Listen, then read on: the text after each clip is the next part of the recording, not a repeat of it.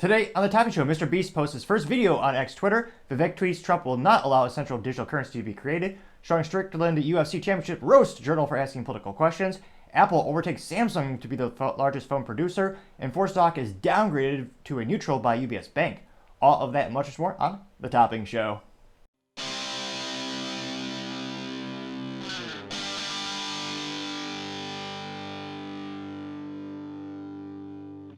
Thank you everyone for taking the time to tune in today. Today's episode of Topping Show is proudly sponsored by Topping Technologies. Topping Technologies is an IT value-added reseller and services company with a special proficiency in IT security. Heck, I see their founder at least twice a day. I gotta say he's quite handsome and brilliant.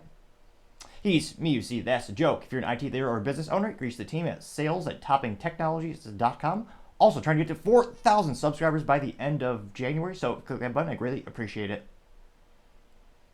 Now going over to the business part of the podcast, you have Apple beating Samsung to become the largest phone producer, which is the first time Samsung has been overtaken since 2010, which ages me quite a bit. I still remember using flip phones, but nevertheless, that is a phenomenal achievement in terms, especially when you consider how, I would say, astronomically expensive some of the iPhones are, that they were actually able to beat them by the number of units pushed. Now, this comes to us thanks to Business Insider, specifically for 2023 that they beat them.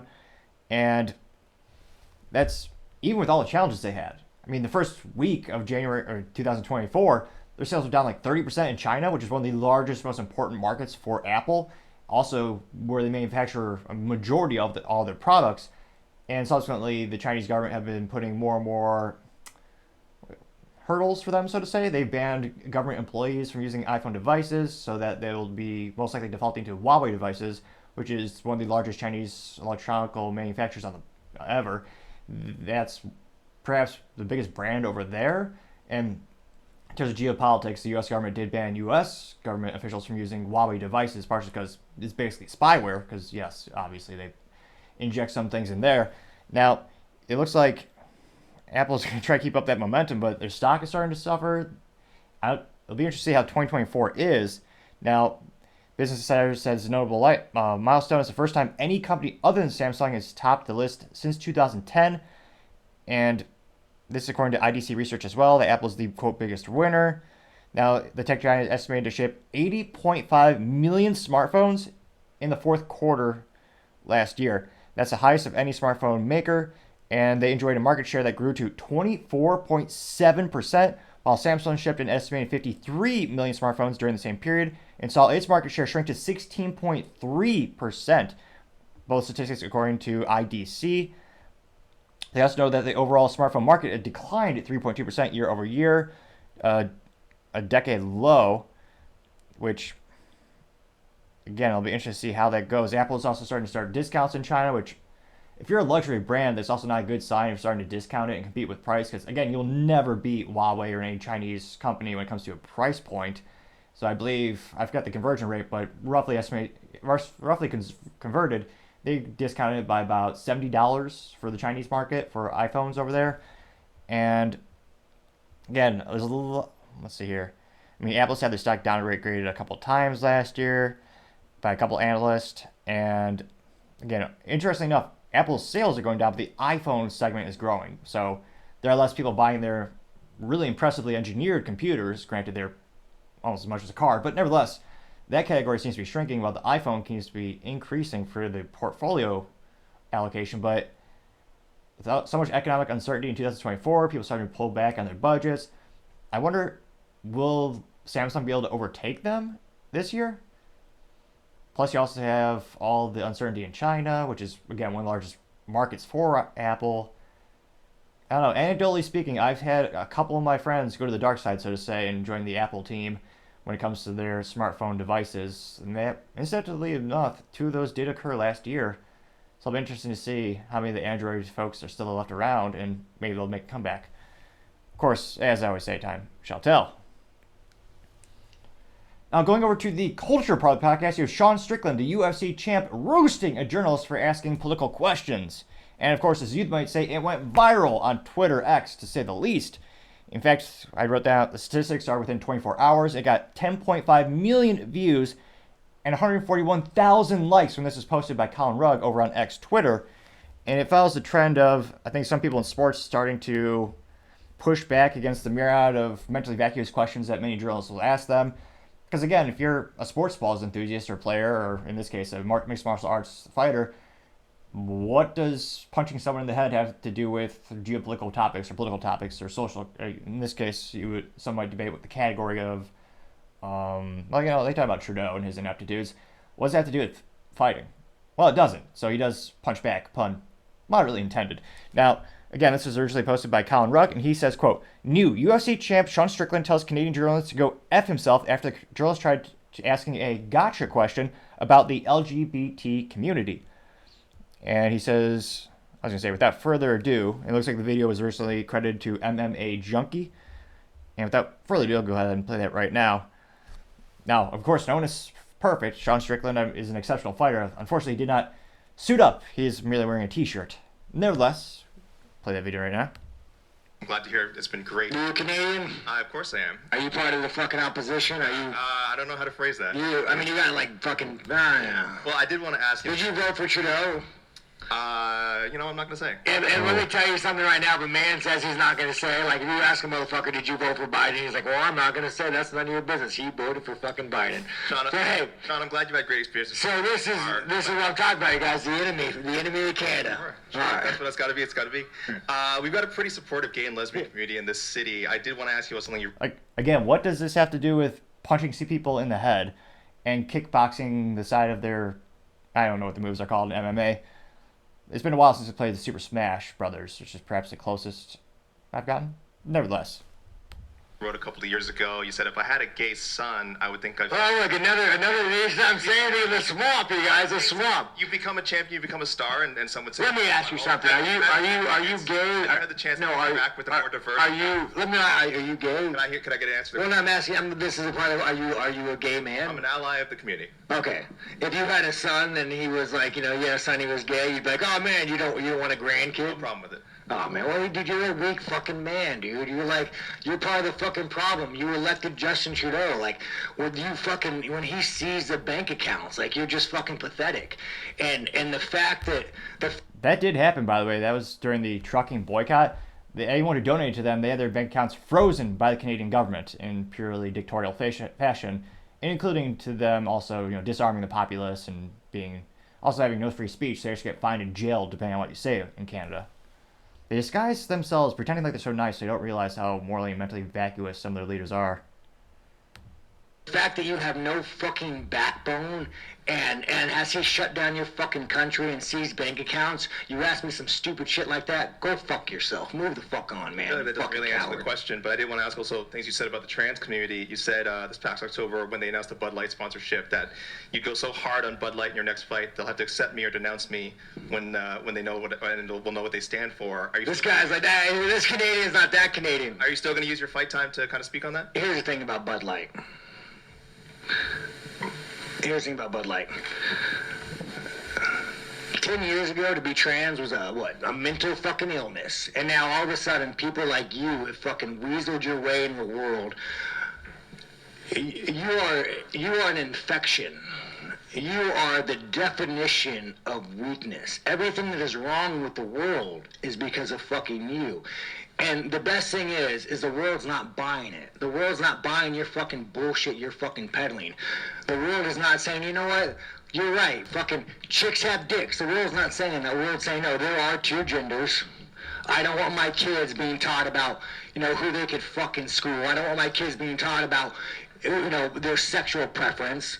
Like, dude, this guy is a fucking enemy. You want to look at the fucking enemy to our world? It's that motherfucker right there. Asking these stupid fucking questions. Sorry, I told the UFC I was being nicer. Lance, am I still doing this? Did I cross any lines? What the fuck? I didn't say the F word. You just brought this fucking guy in here to piss me off.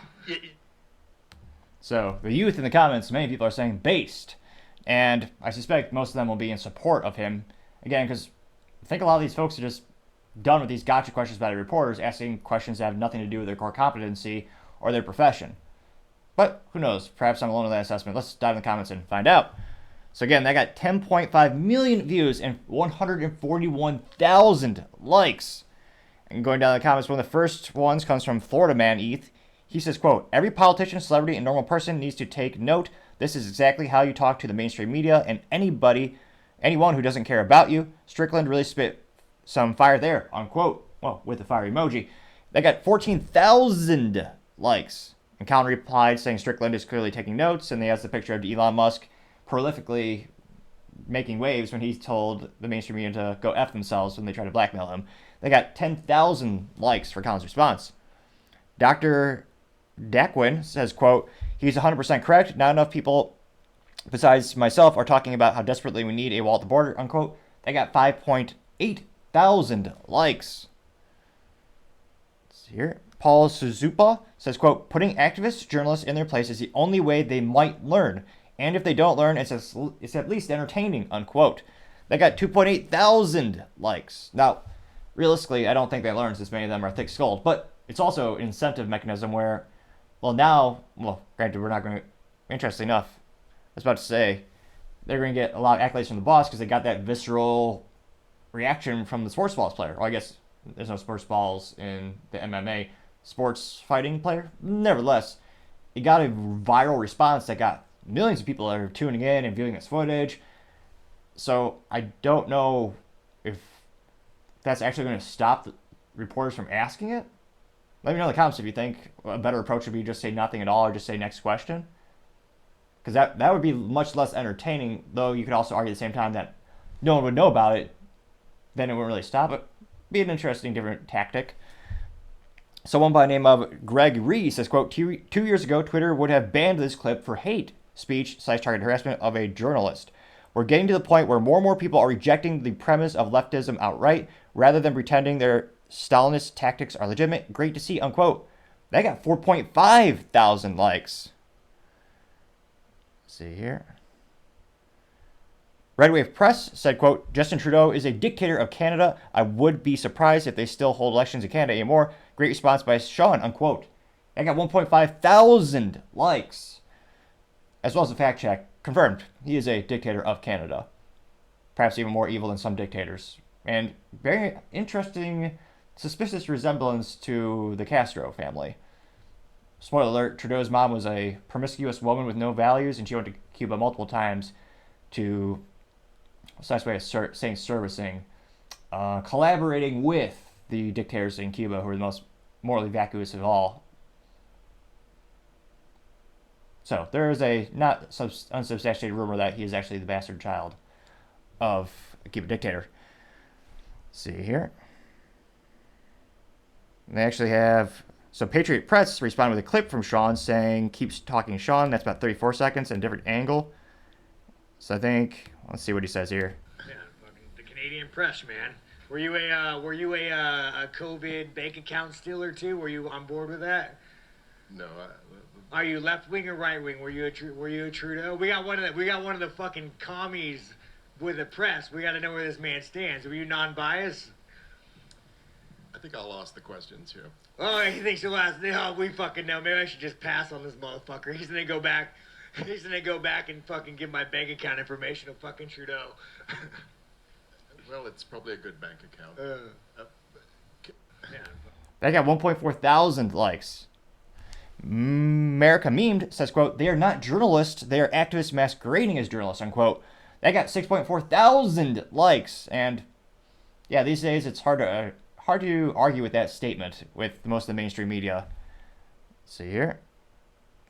Kyra Becker says, quote, stop being nice to liars and hacks who are trying to destroy our country. They are intellectually dishonest and have no respect for the people. They don't deserve your respect. This isn't hard, unquote. Got 1.7 thousand likes.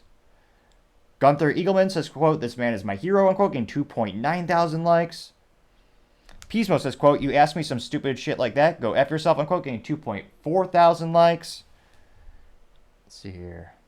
B.R. Cooper said, quote, it's a shame 98% of journalists give the other 2% a bad name, unquote, getting 241 likes. Let's see. Frank says, quote, Sean Strickland's response to a nosy journalist is epic. That's how you deal with media trying to trap you with their gotcha questions. Tired of this woke agenda being pushed everywhere, even in sports. Stick to the fights, not politics, unquote. They got 1,000 likes. Glenda says, quote, Canada has deteriorated so rapidly due to Trudeau, he's 100% correct, unquote, getting 909 likes. And as I scroll through these topics, or comments rather, more and more and more, I mean, I'm not seeing a single contrarian statement or anyone trying to stick up for that reporter or anyone even critiquing him. Let's see here. So, instead of the opposite, perhaps definitely the opposite of ratio, they're vindicated to say the least. And it'll be interesting to see, do more sports balls players try to emulate this as you have more and more reporters getting into their personal life, asking political questions. It'll be interesting to see, but as I always say, time shall tell.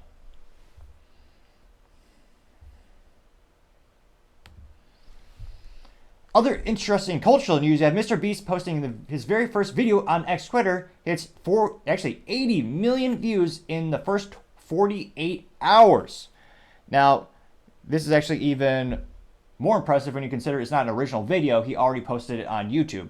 And that is his bread and butter, to say the least. He's the most popular YouTuber on the planet in history. And that's where he gets a majority of his revenue, and that's how he makes a living. And he's pretty much the most successful YouTuber ever. And he reposted this because Elon was trying to say, like, hey, you should come on to X Twitter. Why aren't you posting here? And social media and everyone tried to make it a big, bombastic, like almost like an attack of the two minds. But really, Mr. Beast or Jimmy, he simply said, I make all my money on YouTube. They pay me a lot. They pay him a good rate per view. And X Twitter doesn't pay that out yet. So it's not a viable option for most content creators. That's why you see a lot of GIFs on YouTube or on X Twitter. You see a couple of clips. But there's not an overwhelming amount of original content being put on it because of that. This just, the audience isn't there and the payments aren't there as well. Now, Mr. Beast did the video where he tries to, looks like I'll just, a little description or the quote that he says is, quote, $1 car versus $100 million car. I'm curious to see how much ad revenue a video on X would make, so I'm re-uploading this to test it. We'll share ad revenue next week, unquote. So it should be coming out, because this was a couple days ago. It should be coming out actually a few hours or a couple of days from now. And again, I mean, that got 80 million views in the first 48 hours of him putting it on there. And it got 340,000 likes 36 hours later. Or sorry, not 30, what's that, 48 hours? It was a couple days after, 100 million views and 340,000 likes. So as you might say, it went viral to say the least. And now, in terms of, I don't think it's an apples-to-apples comparison, because again, it's not original content that he's posting. It's already been posted on YouTube, so there's not as much of an incentive to go check it out because it's already been there. So a lot of people who are religiously following Jimmy, Mr. Beast, they're tuning into his default, which is YouTube.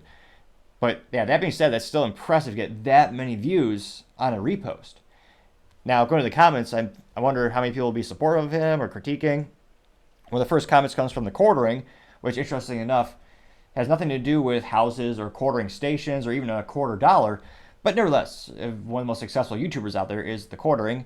And interestingly enough, suspiciously enough, another Jeremy. Coincidence? I don't think so. But nevertheless, he says, quote, not really an even test since most of your audience has already seen the original. Got to do a new video for your true test, unquote. That got 1.1 thousand likes.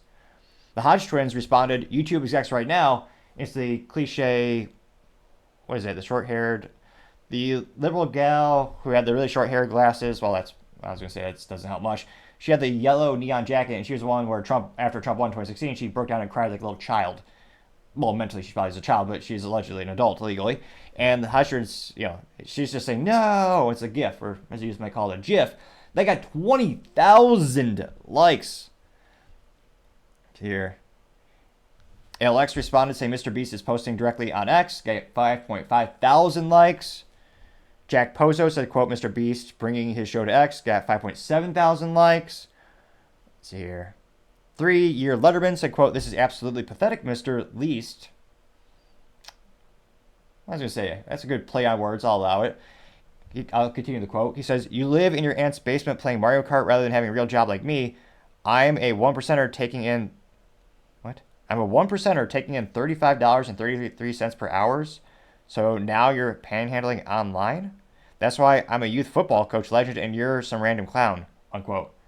They got 1.1 thousand likes, apparently from someone who doesn't understand social media and how you can make a living in the 21st, in this new century, this new time and age. Because again, it's one of those things where there's different types of labor, there's different ways to create a living for yourself. And also, Mr. Beast puts an astronomical amount of resources into creating these videos. It's not like he just gets up and he does them. There's a lot of logistics, a lot of planning, a lot of coordination. So I would venture to say he's probably working more hours per week than certainly most than the average American. But nevertheless, that did get 1.1 thousand likes. Let's see here. Not Jerome Powell, good parody account. He said, quote, "It worked." And he has a screenshot of Mr. Beast saying, quote, "My videos cost millions to make. Even if they got a billion views on X, it wouldn't fund the fraction of it. I'm down, though, to test stuff once monetization is really cranking." And Jerome Powell responded to that saying, post on both. They got 10,000 likes, astronomically enough. Raw Search says, quote, "Let's go first full Mr. Beast on X," unquote, getting 2.3 thousand likes. Let's see here. Ryan says, quote, "Elon about to give everyone's ad revenue to him for the week," unquote, getting 1.7 thousand likes.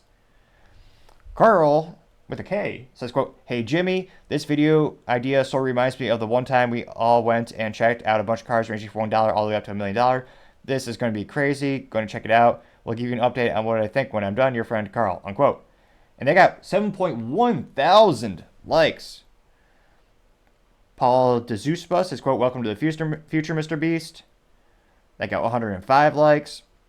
Billboard Chris says, quote, "I absolutely despise how many kids you are harming because of the influence your sidekick who says he's a woman. You need to wake up to the harm of social media contagion, which you are contributing to," unquote.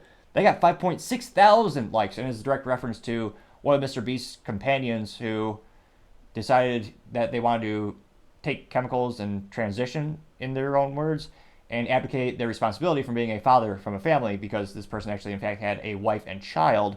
They decided to change themselves and transition and still be on Mr. Beast's show, which causes a myriad of controversy and alienated many fans. So I subsequently think he probably got a couple more as that community continues to grow.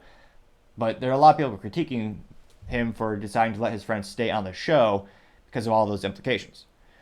Elon Musk parody account says, "Let's go. He finally uploaded a full video to X," unquote, getting 5.7 thousand likes. Kim.com said, quote, "Great, good move." Got 1.3 thousand likes. Icy Vert says, quote, "You're going to get $16.35 out of posting on X, and Elon is going to say it's your fault," unquote. They got 4.8 thousand likes. So again, pretty much, let's see here. Yeah, pretty much everyone giving him accolades. A couple of people critiquing him for his sidekick, Chris, which I guess I might get canceled on YouTube if I'm dead naming that person. I'll watch Mr. Beast enough to know the full cast of names if they change their names. So I have no idea if that's a thing or not. But a lot of people are saying it's the future of X and YouTube is finished. No, I mean, absolutely not. I wish, because Twitter has an infinitely amount of better policies when it comes to free speech. But I mean, the two biggest issues when you compare YouTube and Twitter is, one, the audience. The audience on Twitter is infinitesimally smarter than the audience on YouTube. It's literally compared billions to millions. I mean, with YouTube, even anecdotally speaking, if I post a video, I might get, on a good day, I might get 5 to 12 likes. Now, granted, it's all about quality over quantity. They're the awesomest people in the world like these videos, and they're the best, obviously. And if you like this video, I'd really appreciate it as well. But when it goes to on Twitter, my audience is a lot smaller, and I might get, I got 2 likes. I think my record is 11 likes when I commented on DeSantis with one of his marketing or his political ineptitudes with his campaign. And even that, I wasn't too harsh. I was just critiquing him and kind of telling him what he could be doing better and saying, well, kind of pointing out that he was kind of lying because other candidates were doing the same thing he was doing, and he's claiming he's doing it exclusively. But again, even then, this audience is so much smaller. Now, another issue is the ad dollars. Now, Elon, with the issue with Twitter, the ad dollars are vanishing, which is because advertisers want whitewashed, uncontroversial content. Also, they want more often than not, they want one side of the political aisle to be represented, not the other. And because Elon wants free speech, that means by its very nature, you're going to alienate some of those traditional advertisers. And when they left, that means Elon needed a lot of people to sign up for X, the premium Twitter, X, whatever you want to call it. which many people did. I did for all of my businesses, and I know it's not a lot of money. I didn't have the budget to do the premium business account where it's like $1,000 a month, but I did do, $100. I think it was like $150, $170 for the standard or whatever to get the blue check mark and less ads. But he needs a lot of people to do that because, again, the X Twitter is still not making money. It's still bleeding money. Now, of course, Elon's the richest man on the planet. If he could sell more Tesla stock to put more money into X Twitter, but he also has shareholders who helped him buy the company. So it is private, but people helped him buy the company, and they expect to get a return on their investment eventually. And X Twitter is expanding their capabilities with new features, but they still don't have the audience, and the ad dollars aren't there, and the membership dollars are not there. So I can't conceivably see how they'll be able to have a higher pay rate per view when compared to YouTube. Realistically, if they want to win over the YouTube audience, I think that would be one of the most important things is, if Elon wanted to go all out, and again, it'd be very difficult because, again, YouTube is owned by Google, Alphabet. They have so much money, they could afford to take a temporary loss if they wanted to if it becomes a price war or a bidding war in terms of who pays the most per view. I mean, YouTube could pay more, make a loss, and still come out ahead in the long term. That's how YouTube was started. They lost money for years to build up the audience, to build up the huge footprint, to have all the content, to have all the users. That took years. It was no small feat. And with X Twitter, I don't conceivably see how they'll be able to beat YouTube in that regard. And again, I'm not sure if Elon really wants that to be the core thing of Twitter, to be video content hosting, which again, that's also infinitely more expensive and complex than just hosting just standard tweets of text and images. I mean, just look at the sheer size of data that comes from video production, especially when a lot of these videos are 1080p and 4K. I mean, it is huge. I mean, in a 1 hour interview, when I'm interviewing someone on my interview podcast, that generates about 756 gigabytes of data raw. Now, granted, you do have to actually render the video, like it gets it down to a couple of gigs, but again, that adds up in the aggregate. And all these websites like YouTube, like for every minute of the day, like 12 minutes are uploaded on YouTube in terms of content. It's some astronomical ratio. So again, there's a lot of people in the audience saying, X is the future, you need to post more on there. But realistically, I don't think Jimmy's going to do that. He might do the repost, but again, now he has to pay an employee to start doing that, and because everything takes effort. So he's going to have to pay an employee to post it on X Twitter, depending on how invested he really wants to get into it. And even that, you could argue, is cannibalizing some of the viewership on YouTube for people who would rewatch the video or people who are seeing a video that's later. So let me know in the comments, what do you think is the best route for Jimmy, Mr. Beast? And do you think X Twitter could realistically compete on the video hosting platform format? As always, be fascinated to hear what you have to say. Going over to the political part of the podcast, you have Vivek Ramaswamy saying Trump will not allow a central digital bank currency. Now, this comes thanks to Vivek's personal X Twitter account, and he's responding to Malcolm Flex. And Malcolm Flex was saying how Vivek was already having an impact with Donald Trump, talking about policies, and this was one of those topics that apparently came to that brewed to the surface when it comes to their interactions. And Vivek said, quote, President Donald Trump just made a new promise in New Hampshire tonight, and I have full confidence he will keep it. Quote, tonight, I am also making another promise to protect Americans from government tyranny. As your president, I will never allow the creation of a central digital bank currency. Such a currency would give the federal government absolute control over your money. This would be a dangerous threat to freedom, and I will stop it from coming to America. We're also going to put in place a strong protections to stop banks and regulators from trying to debank you for your political beliefs. That will never happen while I'm your president, unquote. It's a little complex there, a quote within a quote. But nevertheless, that got 4.7 million views and 63,000 likes in the first 24 hours of it being posted, which, as youth might say, is viral to say the least. And again, I think we're already seeing the positive impact that Vivek is having in terms of the Trump campaign and presidential campaign for the. I mean, it's already the default. Statistically speaking, he's overwhelmingly most likely to get the Republican nominee. I mean, he won Iowa in a landslide, and again, I think Vivek is, excuse me, doing exceptionally well polling with the youth, and he knows a lot. I think there's a lot of benefits to having him involved in the Trump campaign. Right now, he's helping raise funds and propagating ideas, but also bringing these new ideas where, yeah, a central digital bank currency would be detrimental to everyone's freedom.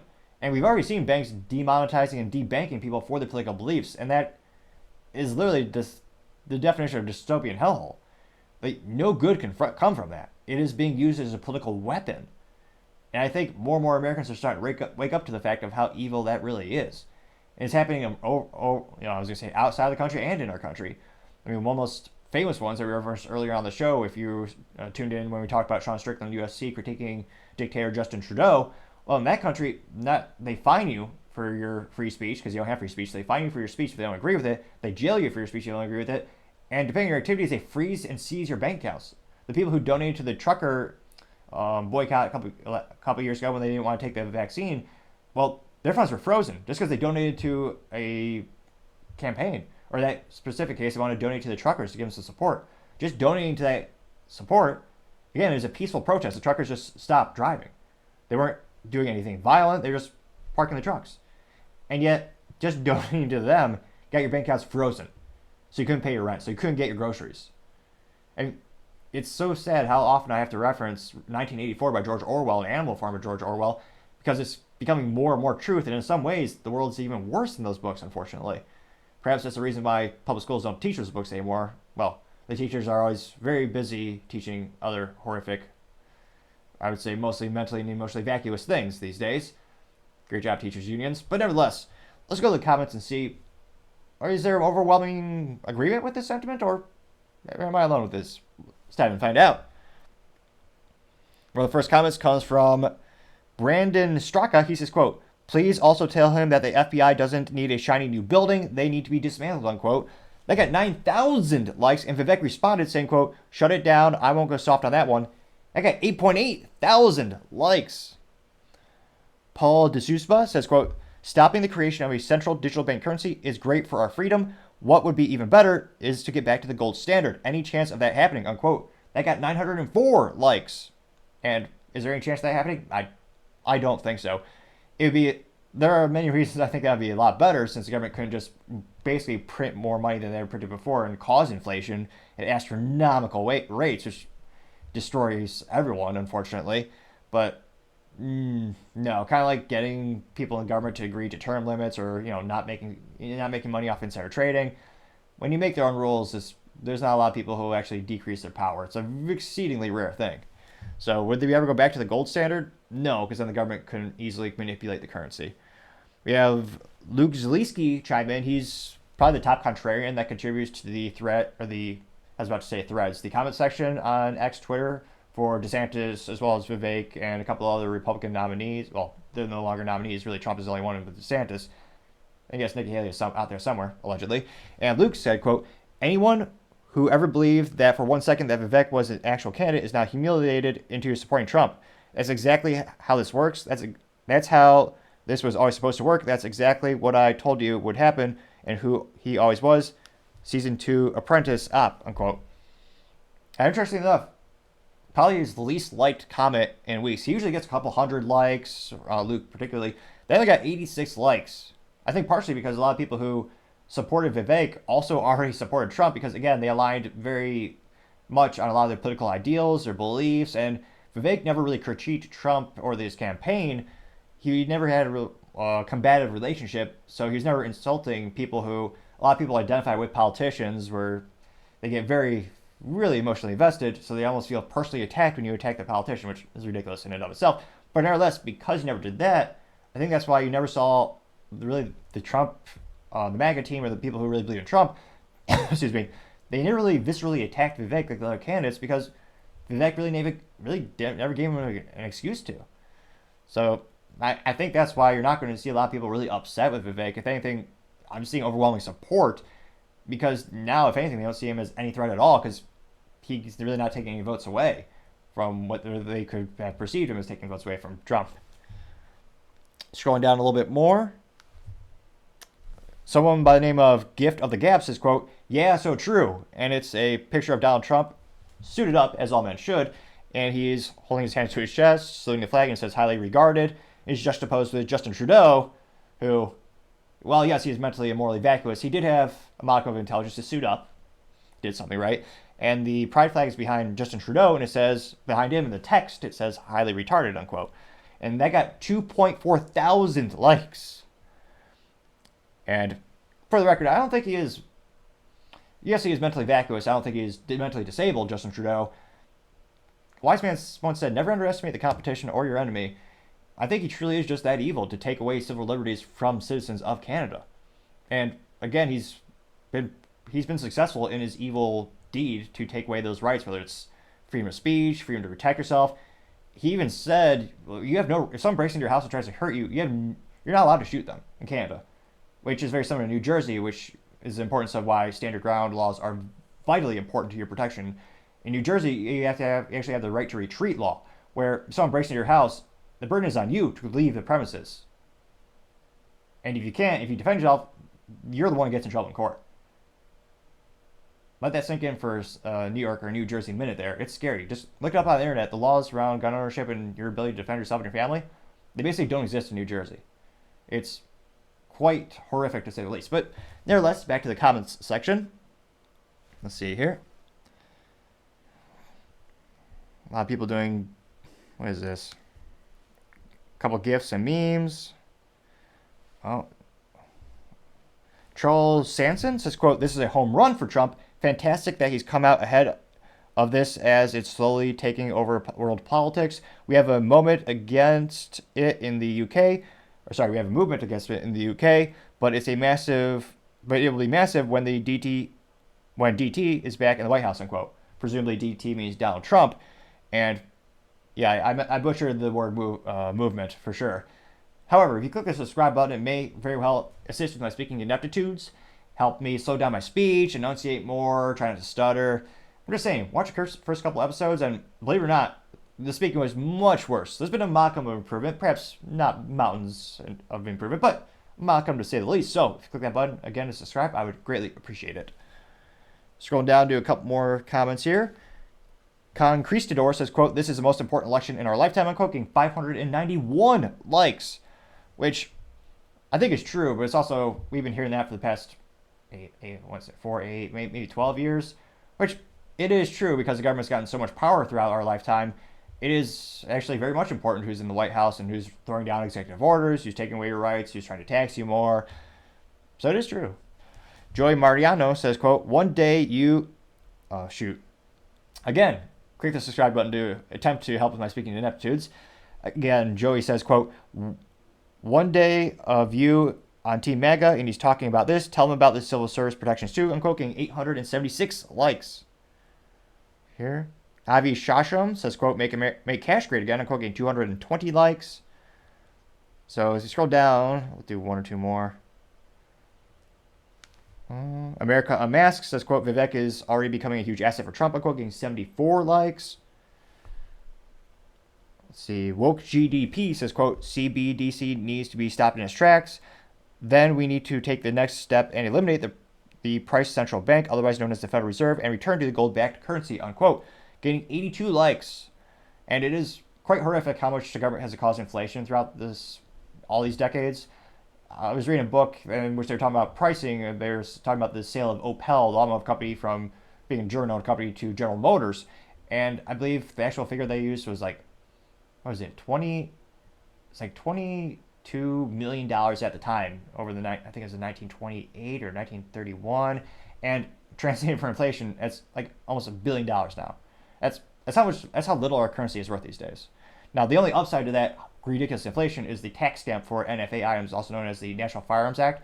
So if you want to buy a suppressor, short-barrel rifle, short-barrel shotgun, machine gun, and your state allows it, you can buy it, but you need to pay a tax stamp to the U.S. Treasury Department because it's technically a taxed good. Well, you should be able to tax civil liberties and rights, but they did anyway. Now, at the time, that was 1934. That's a $200 tax stamp. Now, the only silver lining of the regulation of that law was that it did not adjust for inflation. So that's why you see a lot of people buying suppressors and other things nowadays, because $200 now is nothing compared to $200 in 1934 when the law was passed. When the law was passed in 1934, a suppressor was $7. The tax stamp was $200. Adjusted for inflation, $200 back then correlates to about $5,000 now. It's astronomical how much our government has destroyed U.S. currency. Let's see here. So we'll do one more here. Average Joe thinks, says, quote, I like what you've done with the man Vivek. Now convince him to dismantle the CIA, unquote. And that got 93 likes. So over a couple of contrarian statements, but still overwhelming support for Vivek and de facto Donald Trump, as he's quoting Trump for the most part of his tweet. And it'll be interesting to see how much of a positive influence he could have. He's starting to help Trump with his campaign. And of course, the biggest speculation is, will he become a VP? How will he fit into the equation when it comes to Trump? When Trump most likely gets a Republican nominee to run for office, and if he does win. Let me know in the comments. Do you think he'd make an exceptional vice president? Would you rather have him be maybe somewhere in the cabinet? As always, be fascinated to hear what you have to say. Now, going over to the business blunder of the day, you have Ford stock is downgraded by UBS to a neutral. Now, it's one of those fascinatingly interesting things, actually, where there are some industries and some vernacular where they actually like to keep things simple instead of making it too bombastically complicated just to sound smart, in my opinion. But nevertheless, in this case, it is quite simple. There's three major categories when it comes to how a stock is talked about and evaluated. Quite simply, is buy, neutral, or sell.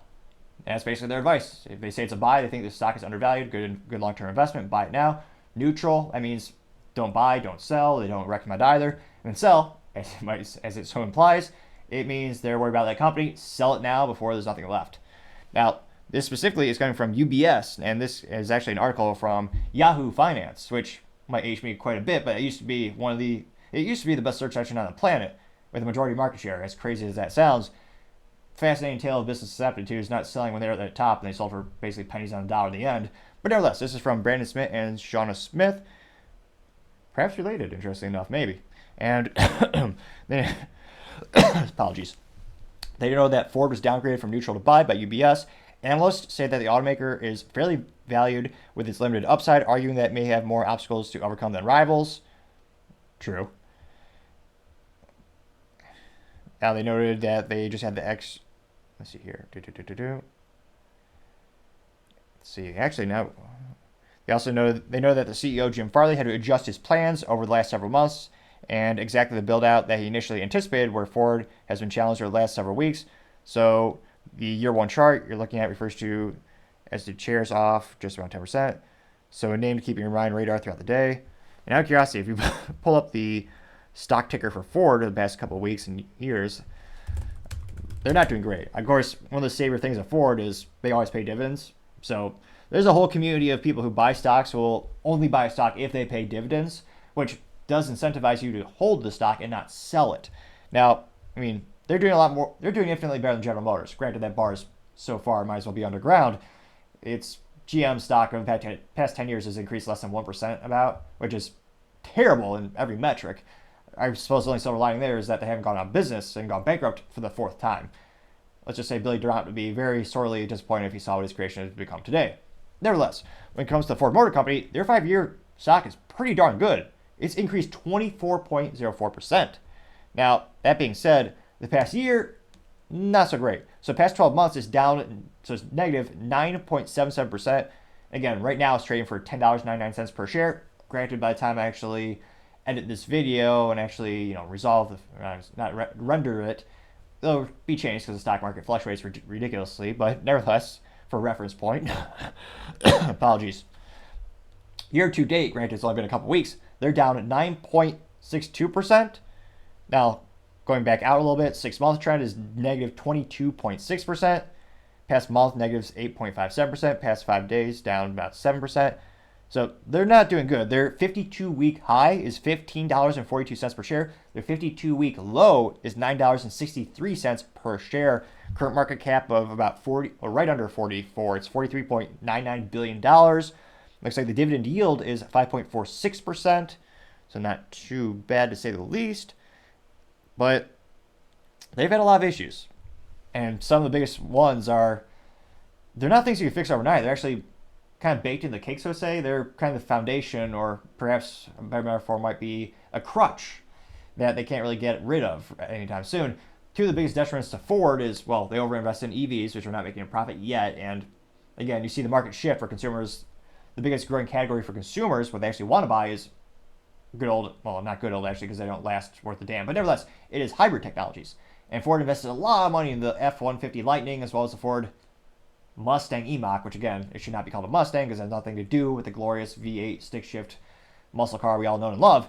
But nevertheless, those parts of this company have been losing money dramatically. We're talking billions in losses.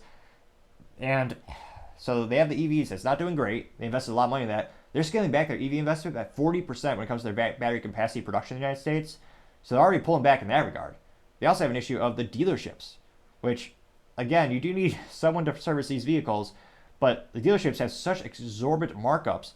You had some people, and perhaps they're inebriated by drinking Bud Light, there are consumers buying F-150 Lightnings for $100,000 over MSRP. Which again, wind back the clock a couple years, people would joke and call you a sucker if you paid MSRP, with the exception of like Lamborghinis or something where the car is actually limited to a number of units that's reasonable. Not when, if you see limited in most cars these days, if you see it on Toyota or something like that, it's just the only limiting factor is how many they could sell. It's not really a limited edition. But nevertheless, an overwhelming majority of the time, the MSRP was seen as you're a chump if you paid that. So these people are paying MSRP plus $100,000 for an electric truck. Now, it's come back down a little bit in terms of the dealer markup, but it's still thousands of dollars, which makes consumers very upset when they see the competition like Rivian as well as Tesla, where they have direct sales models. You just go to the website, no haggling, you don't feel like you're getting screwed over, and there's not a line item that says plus $10,000, $20,000, $30,000. So that's a big issue as well. And consumers are dramatically shifting. I mean, look, truth be told, do you know anyone in your lifetime who's ever enjoyed going to the dealership? It's consistently ranked as one of the worst experiences people fear and they disdain. No one wants to do it. Now, the issue with Ford is they have these contracts where they can't just break it overnight. A lot of these companies are, that's a nice way of saying bullying, forcing dealerships out of business, where they're saying, hey, if you don't pay, like for General Motors, for the Buick dealerships, they're saying if you don't pay, $400,000 to upgrade your dealership to handle these EV vehicles, we're going to pull your franchise. This is now a not point of contention, it is now a requirement for you to maintain your dealership status. So they're starting to change with the requirements, but Ford had that issue. They also had the unions, which increased the cost of labor exponentially while providing an inferior product. We have Ford, you have $80,000, $90,000 trucks arriving with mismatched seats and headlights. So they're just putting in the wrong headlights, not even caring. Which, that's a cultural issue as well. And again, they're paying so much money for so little performance. I mean, that's another detriment to the Ford Motor Company. And it's one of those things where the Ford family still maintains control of the voting rights. So they're still very much in charge. And long term, they've been doing pretty good with the decisions they've been making. But you also have the reliability issues. I mean, half the business blunders on this show are recalls for the Ford Motor Company vehicles. And they've also alienated a big part of the market by not making cars. So Ford, if you look at the portfolio, the only car they sell is the Mustang, which is a great vehicle. It's one of the last, well, I was about to say it's one of the last. It is the last muscle car left, as the Camaro is becoming a electric SUV, and the Challenger Charger is going to be an electric vehicle and maybe in a straight six engine, which again, that was known for being a Hemi and having a good old V8. But you could argue that the Mustang is the only thing that actually survived the Pony Wars. But the Focus, the Fusion, all the cars, all the things that were lower price points to get you into the brand are gone. Which, again, they did lose money on a majority of those vehicles that they sold. That's why they got out of the business.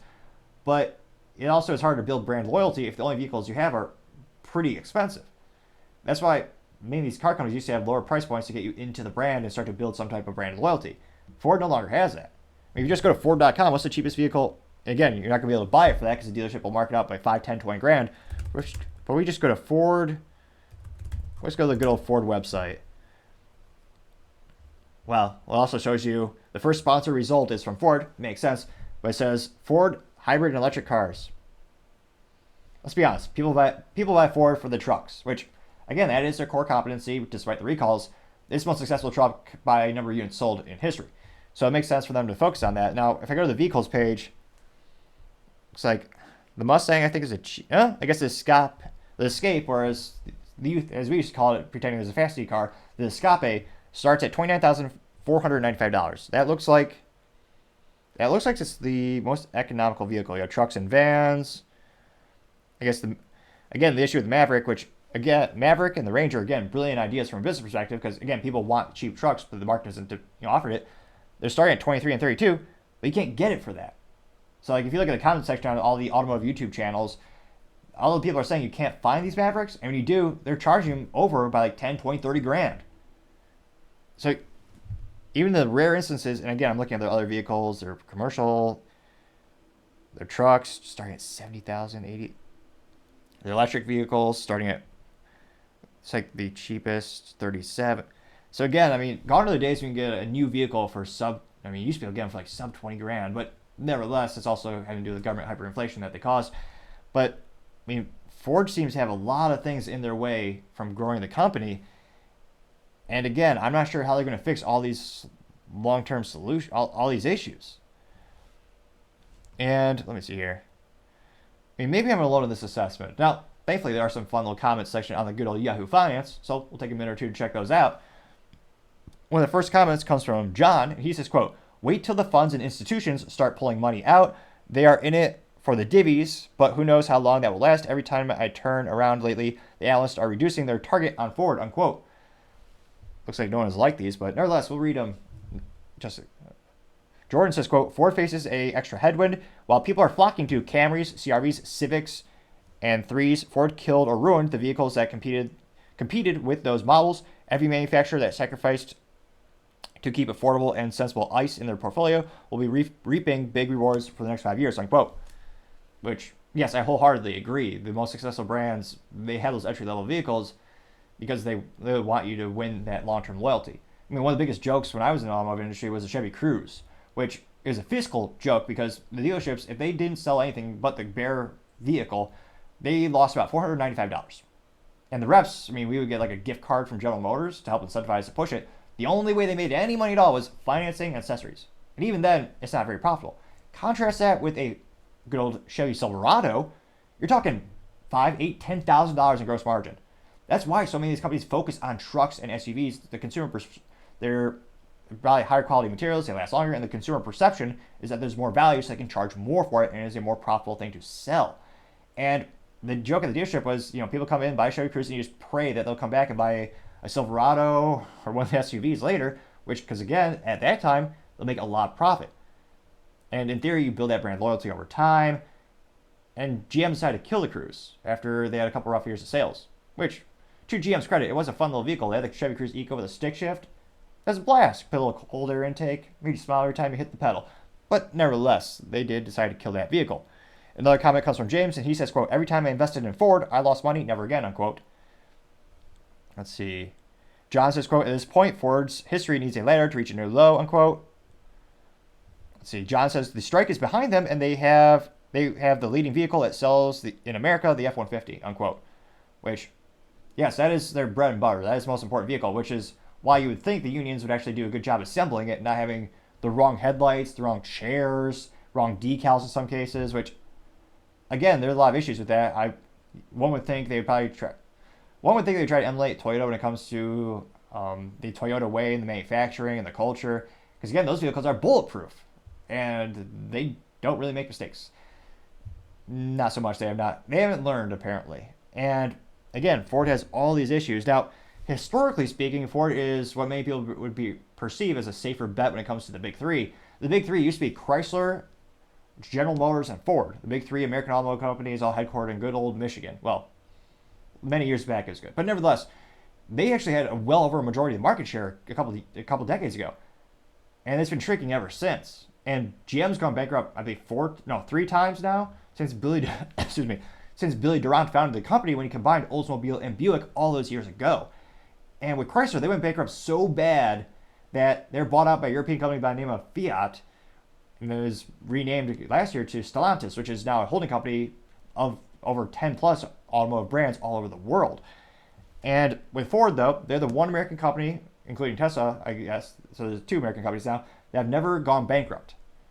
And Ford came really close. They took out a loan at a very strategic time right before or during the 2008 recession, and their stock was hurting. It was around I think the lowest it got to like $2 per share. It was rough, but they never went bankrupt. So Ford has that vote of confidence. They do have, I'm trying to find a silver lining, though it is overall obviously business blunder, but they still have their good old government sales. Spoiler alert, if you ever see a Japanese car, it's not the police. Unless they change the law, they're undercover. there are a lot of laws that stipulate you have to buy American-made products if you are a government entity. But nevertheless, they have good old fleet. Much apologies for that. They have those fleet deals. They have some upside to them. But again, all these analysts downgrading the stock is terrible because so many investors, both individuals or institutionals, they rely on these types of ratings when they're evaluating what type of investments they're going to increase in terms of they have some more money, they're going to buy more stocks, as well as they're going to investigate and they're going to determine, well, what stocks do we sell this quarter? Do we hold on to it? Do we just sell it now? If they're more perhaps fiscally conservative, maybe they see this neutral as a sign that they should sell or be more aggressive in their exiting of an investment in Ford Motor Company.